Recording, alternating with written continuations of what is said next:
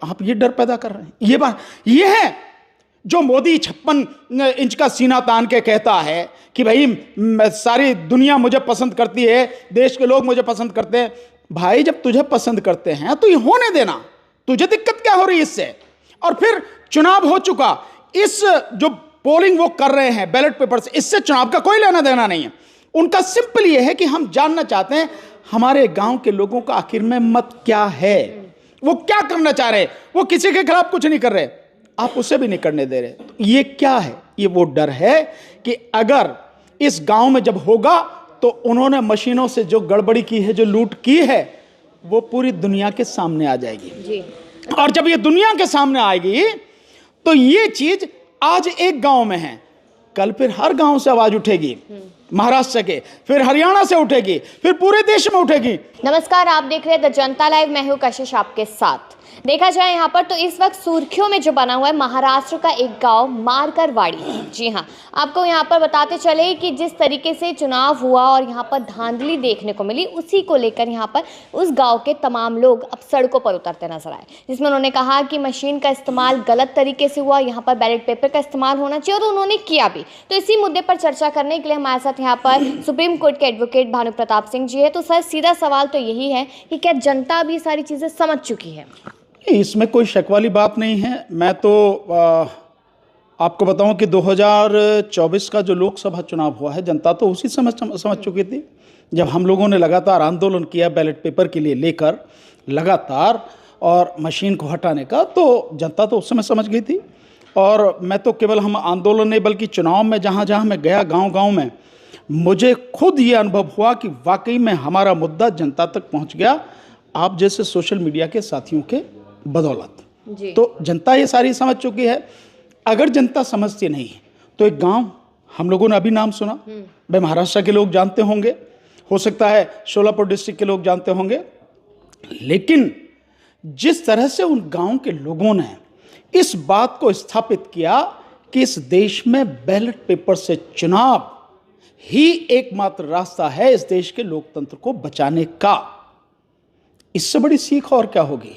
गांव के साधारण लोगों ने पूरे देश को, दुनिया को बता दिया कि जब डेमोक्रेसी खतरे में है, लोकतंत्र खतरे में है, संविधान खतरे में है और लगातार वोटों की लूट हो रही है, उस समय बैलेट पेपर का कितना महत्व है और लोकतंत्र को बचाने के लिए बैलेट पेपर से चुनाव, मतदान कितना जरूरी है, वो मार्केटवाड़ी के लोगों ने बता दिया। और मैं हाथ जोड़कर उन सबको नमन करता हूं, उस देश के तमाम, उस मार्केटवाड़ी गांव के तमाम ग्रामीणों को, छोटे बड़ों को, जिन्होंने हम सबको रास्ता दिखाया है। धन्यवाद उनका। से देखा जाए वो अपने हक की लड़ाई वो लड़ रहे थे, और कहीं ना कहीं फिर पुलिस आती है, कर्फ्यू लगा दिया जाता है, छावनी बना दिया जाता है उस पूरे इलाके को। तो उस तरीकों को, उस चीज़ को किस तरीके से देख रहे हैं कि उन्हें रोका जा रहा है? देखिए, जो लोग अन्याय और अत्याचार के आधार पर सत्ता में बैठे हैं और वो सत्ता में बने रहना चाहते हैं, उन्हें हर चीज मालूम है कि वो किस कदर बेईमानी कर रहे हैं और किस तरह जो भोली जनता है, इस देश की जनता के वोटों को लूट रहे हैं, उन्हें सब मालूम है। लेकिन उनके पास इसके अलावा रास्ता नहीं है, इस बेईमानी, इस गुंडागर्दी के अलावा कोई रास्ता नहीं है। और सरकार का डर और सरकार की तानाशाही इस बात से सिद्ध हो जाती है, अरे मार्केटवाड़ी के जो लोग हैं उन्होंने जो वोट डाल दिया, मशीन में जो वोट डाला, तुमने जो गिनती करी, उसका जो परिणाम था, उससे उन्हें कोई वो नहीं, उसे नहीं कह रहे कुछ भी। वो सिंपल ये कह रहे हैं, भाई हमारा गांव, हमने जिस कैंडिडेट को वोट दिया है उसके हक में हमारा वोट नहीं निकला, और वो कैंडिडेट जो एनसीपी पार्टी का है, शरद पवार गुट का, जो वहां पे जो वो जीता है, उसको उस मार्केटवाड़ी गांव में कम वोट मिली हैं। और वो व्यक्ति जो कैंडिडेट है मार्केटवाड़ी गांव के हर दुख सुख में, हर व्यक्ति के दुख सुख में शामिल होता है। वो उसके अलावा किसी का तसव्वुर नहीं कर सकते, सोच नहीं सकते कि हम इसके अलावा किसी को वोट दें। तो वो यही जानना चाहते हैं कि यार हमने वोट तो दी इनको, लेकिन ये बीजेपी के कैंडिडेट को 1004 वोट कैसे मिल गई। सो उन्होंने कहा भी ठीक है, आपने चुनाव कर लिया, हमें कोई दिक्कत नहीं, अब हम बैलेट पेपर से चुनाव अपने गांव में करेंगे। और उन्होंने 2000 बैलेट पेपर छपवाए, 1900 के लगभग वोटों ने वोट किया था। सो 2000 बैलेट पेपर इसलिए छपवाए और उन्होंने तहसीलदार को रिक्वेस्ट करी, आप हमारे रिटर्निंग ऑफिसर बन जाएं, और बाकायदा बूथ बनाया। सारी व्यवस्था सब कुछ अपने पैसे से उस गांव के लोगों ने, मार्केटवाड़ी गांव के लोगों ने उन्होंने की। और सिंपल उन्होंने ये कहा, मैं समझता हूं इससे ज्यादा फेयर, इससे ज्यादा निष्पक्ष और स्वस्थ बात कोई नहीं हो सकती, साफ बात कोई नहीं हो सकती। उन्होंने एक आगे भी जितने लोगों ने वोट डाला विधानसभा चुनाव में, अभी जो महाराष्ट्र में हुआ, वही लोग इस जो बैलेट पेपर से हम मतदान करा रहे इसमें वोट डालें, और जिसने जिसको वोट डाला है वो उसी को वोट डाले। उन्होंने किसी से नहीं कहा कि तुम हमारे पक्ष में डालो, जिसने जिसको डाला है, क्योंकि सच्चाई तो तभी पता लगेगी ना। लेकिन उन्हें मशीन पे भरोसा नहीं है, और मशीन में जो हुआ उसकी वजह से बैलेट पेपर की बात कर रहे हैं। लेकिन सरकार की तानाशाही, सरकार की गुंडागर्दी, सरकार की जबरदस्ती, आप लोगों का गला घोटना चाह रहे हैं। तो केंद्र सरकार ने वहां पे पैरामिलिट्री फोर्स यानी अर्धसैनिक बल तैनात किए, पुलिस इतना बल भेज दिया गया, उस पूरे गांव को छावनी बना दिया गया, और उन्हें कहा गया कि नहीं आप वोट नहीं डालेंगे, बैलेट पेपर से आप ये वोट नहीं करेंगे।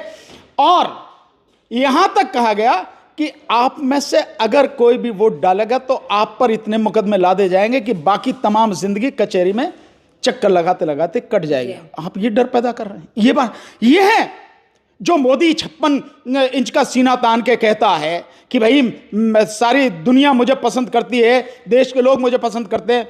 भाई जब तुझे पसंद करते हैं तो ये होने देना, तुझे दिक्कत क्या हो रही है इससे? और फिर चुनाव हो चुका, इस जो पोलिंग वो कर रहे हैं बैलेट पेपर से, इससे चुनाव का कोई लेना देना नहीं है। उनका सिंपल ये है कि हम जानना चाहते हैं हमारे गांव के लोगों का आखिर में मत क्या है, वो क्या करना चाह रहे हैं। वो किसी के खिलाफ कुछ नहीं कर रहे, आप उसे भी नहीं करने दे रहे। तो ये क्या है? ये वो डर है कि अगर इस गांव में जब होगा तो उन्होंने मशीनों से जो गड़बड़ी की है, जो लूट की है, वो पूरी दुनिया के सामने आ जाएगी जी। और जब ये दुनिया के सामने आएगी तो ये चीज आज एक गांव में है, कल फिर हर गांव से आवाज उठेगी, महाराष्ट्र के, फिर हरियाणा से उठेगी, फिर पूरे देश में उठेगी। तब कैसे रोकोगे? ये स्थिति है। इसलिए ये सारी की सारी जो चीजें हुई, और धन्यवाद उनका, और सरकार की तानाशाही पे लानत जितनी भेजी जाए उतना कम। तो यहाँ पर आप तानाशाही शब्द का इस्तेमाल करें, यहाँ पर आप डर की बात करें, तो यानी कि माना जाए कि यहाँ पर सरकार के साथ साथ चुनाव आयोग की भी पोल खुलती नजर आएगी अगर बैक टू बैक ऐसा होता रहता है। इसमें तो कोई शक की बात ही नहीं है। और चुनाव आयोग की पोल जो खुलेगी तो केवल ये चुनाव, इस गांव में जो वोट पड़ा है उसी पर पोल नहीं खुलेगी, फिर उससे पूरे महाराष्ट्र में कितनी बदमाशी हुई है, कितनी बेईमानी हुई है, किस तरह से लोकतंत्र की हत्या हुई है, वो पता लगेगी। और फिर उसके बाद में इसी इलेक्शन कमीशन और इलेक्शन कमिश्नर राजीव कुमार ने जो हरियाणा में और इस देश में पूरे में धांधली की है लोकसभा चुनाव के दौरान, 4.5 करोड़ से ज्यादा वोट, लगभग 5 करोड़ वोट जो हैं जिनको बढ़ाया गया है। और ठीक इसी तरह से महाराष्ट्र के चुनाव में जो 76 लाख वोटें बढ़ाई गई, सब पे सवाल उठे ना, सारी चीजें तो पूरे के पूरे जो हैं इनके कारनामे सामने आ जाएंगे, पूरे के पूरे समाज के सामने, दुनिया के सामने नंगे हो जाएंगे, मुंह दिखाने के काबिल नहीं रहेंगे। इसलिए उससे रोका गया। तो केवल एक की बात नहीं है कि केंद्र सरकार का हाल होगा, ये इलेक्शन कमीशन का हाल होगा, ये सारी चीजें सब सामने आएंगी। और केवल वही नहीं, वो अधिकारी, वो कर्मचारी जो उस पूरे प्रोसेस में इस सारे उसमें साथ दे रहे हैं इलेक्शन कमीशन का, चाहे डर के चाहे मर्जी से, और सरकार का चाहे डर के चाहे मर्जी से, उन सब की पोल यहां पर खुलने वाली है। तो आपको लगता है कि जिस तरीके से वहाँ पर लोगों ने बैलेट पेपर का इस्तेमाल करके चुनाव करने की कोशिश की, तो ऐसा और भी जगह पर हो सकता है, और होगा तो फिर क्या स्थिति रहेगी देश में? मैं ये मानता हूं कि उन्होंने हमें एक रास्ता दिखाया है, एक आईना उन लोगों ने हमें दिखाया है, और इस देश के तमाम लोगों को, सभी उन लोगों को जो भाजपा को वोट नहीं दे रहे हैं, जो एनडीए गठबंधन को वोट नहीं दे रहे हैं, जो इंडिया गठबंधन को, कांग्रेस, समाजवादी पार्टी और इन पार्टियों को वोट दे रहे हैं, विपक्षी पार्टियों को वोट दे रहे हैं, उन सभी गांव के लोगों को इस मार्केटवाड़ी गांव से सीख लेनी चाहिए, और सीखकर यह सिलसिला हर गांव में होना चाहिए, बाकायदा होना चाहिए कि आखिर हम लोग जान लें। कम से कम हर किसी को, जब उन्होंने एक रास्ता देखा तो हर किसी को ये जानने का हक है ना कि मुझे पता तो लग जाए यार, मेरे गांव में, मेरे मोहल्ले में, मेरी इस विधानसभा में कितनी वोट किसको गई है, ये तो जानने का हक ही है ना। इसमें इलेक्शन कमीशन की हमें क्या जरूरत है, शासन प्रशासन की क्या जरूरत है। और जब ये सिलसिला हर गांव में होगा तो ये मोदी और ये योगी और ये जो अमित शाह है, यानी चौकीदार और तड़ीपार एंड कंपनी, और ये राजीव कुमार, ये सारे के सारे कहां कहां तक भेजेंगे, किस किस गांव को छावनी बनाएंगे, किस किस गांव को, किस किस शहर को, किस किस विधानसभा को छावनी बनाएंगे, इनकी अकल ठिकाने आ जाएगी। और मैं समझता हूं ये बहुत ही खूबसूरत एक लोकतांत्रिक और प्रजातांत्रिक तरीका है अपने आप को जांचने का, सरकार को नंगा करने का और इस देश के लोकतंत्र और संविधान को बचाने का। जी चलिए, जनता तो यहाँ कर ही रही है जो करना है, लेकिन भानु प्रताप जी यहाँ पर क्या करेंगे, किस इस संदर्भ में क्या कुछ कदम उठाएंगे, जनता को कैसे समझाएंगे कि क्या करना चाहिए? जिस तरह से मैं अब आपके सामने बात कर रहा हूं, लगातार आप ही लोगों के माध्यम से इस बात को हम लगातार उठाएंगे। और ये अब आंदोलन कैसे होगा और ये लोकतंत्र को, संविधान को कैसे बचाया जाए,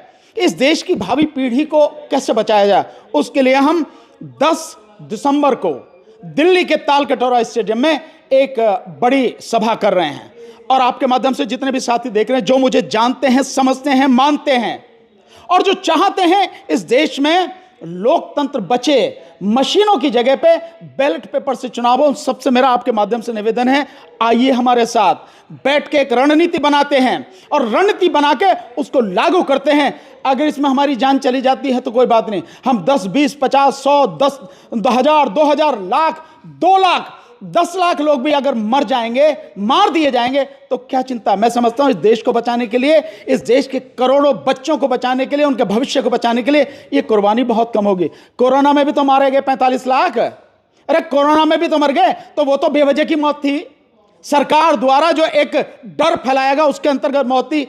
कम से कम अपने बच्चों के लिए लड़के तो मरेंगे। तो मेरा तो सभी से आह्वान है कि 10 तारीख को तालकटोरा स्टेडियम में अधिक से अधिक संख्या में लोग पहुंचे, चाहे वो हिंदू हो, चाहे मुस्लिम हो, चाहे एससी हो, एसटी हो, सिख हो, ईसाई हो, जैन हो, बौद्ध हो। मेरा सबसे कहना है, देश को बचाना है, भावी पीढ़ी को बचाना है तो हमारा साथ दो। उसी दिन हम घोषणा करेंगे कि इस लड़ाई को अब हम कैसे लड़ेंगे ताकि मशीन से ना होके इस देश में बैलेट पेपर से चुनाव हो। सबकी लड़ाई है, मेरी नहीं है। मेरी जितनी है उतनी हर किसी की है। मिलकर लड़ेंगे, देश को बचाना है।